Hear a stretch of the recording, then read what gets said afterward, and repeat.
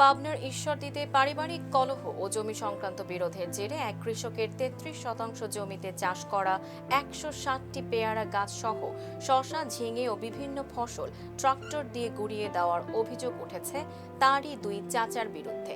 এতে প্রায় ৩ লাখ টাকার ক্ষতি হয়েছে বলে দাবি করেছেন ভুক্তভোগী কৃষক। রোববার ১৪ জুন ভোর ৬টার দিকে উপজেলার শাহপুর ইউনিয়নের তিলকপুর পশ্চিমপাড়া এলাকায় ঘটে এই ঘটনা। এই ঘটনায় ভুক্তভোগী কৃষক মোহাম্মদ আলামিন হোসেন থানায় লিখিত অভিযোগ দিয়েছেন। অভিযুক্তরা হলেন একই গ্রামের মৃত ফজলুল হক মোল্লার ছেলে লিটন মোল্লা ও মিঠু মোল্লা।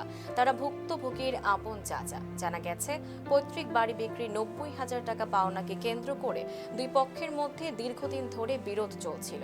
সেই পাওনার অংশ হিসেবে ১ বিঘা জমি ৩ বছরের জন্য ৬৫,০০০ টাকায় আলামিনকে খাজনা দেওয়া হয় এবং বাকি ২৫,০০০ টাকা পরিশোধের প্রতিশ্রুতি দেওয়া হয়েছিল বলে অভিযোগ। তবে ১ বছর পরই জমিটি খাজনা দেওয়া হয়নি দাবি করে অভিযুক্তরা ট্রাক্টর দিয়ে জমির ফসল নষ্ট করে দেন। তবে অভিযোগ অস্বীকার করে অভিযুক্তদের দাবি, জমিটি কখনো খাজনা দেওয়া হয়নি এবং একাধিকবার গাছপালা সরিয়ে নিতে বলার পর তারা নিজের জমিতে চাষ করেছেন।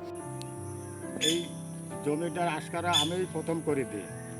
জমি বাড়ির টাকাও দিতে পারল না। জমিটা ৩ বছরের খাজনা ৬৫,০০০ টাকা খাজনা। ১ বছর চলছে রানিং, এখনো ২ বছর আছে। কিন্তু ফসলটা ফলাতে কত কষ্ট হয় কিন্তু আমরা বুঝি। আমরা কৃষক, বুঝছেন, আমরা কৃষক।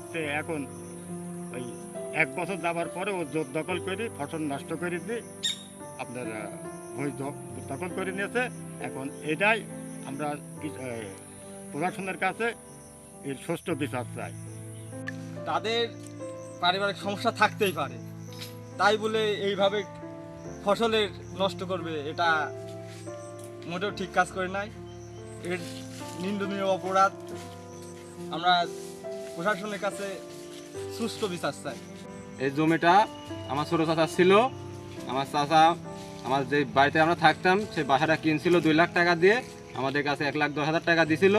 বাদ বাকি যে ৯০,০০০ টাকা পাইতাম তার দেওয়ার কোনো টাকা ছিল না তার কাছে। সে পূর্বক এই জমিটা আমার বাবার কাছে দিছিল ৩ বছরের জন্য খাজনা। এই খাজনার টাকা ১ বছর না খাইতে আমার বাপ এখানে চাষবাস করছিল। পেয়ারার গাছ, শসা, করলা, সিম, ঝিঙা এগুলো চাষবাস করতে ১ বছর না খাইতে আমার চাষা জোরপূর্বক সব কিছু কাটিয়ে দিয়েছে। এতে আমার অনেক টাকা খরচ হয়েছে। এতে যে আমার ফসলগুলো নষ্ট হয়েছে, এতে আমার ৩ লক্ষ টাকা ক্ষতিগ্রস্ত হয়েছে। এটা আমি প্রশাসনের কাছে বিচার চাই। এ বিষয়ে ঈশ্বরদী থানার ওসি আসাদুর রহমান বলেন, অভিযোগের বিষয়ে খোঁজ নিয়ে তদন্ত সাপেক্ষে আইনগত ব্যবস্থা নেওয়া হবে। Tanjiba Nowrin, face the people.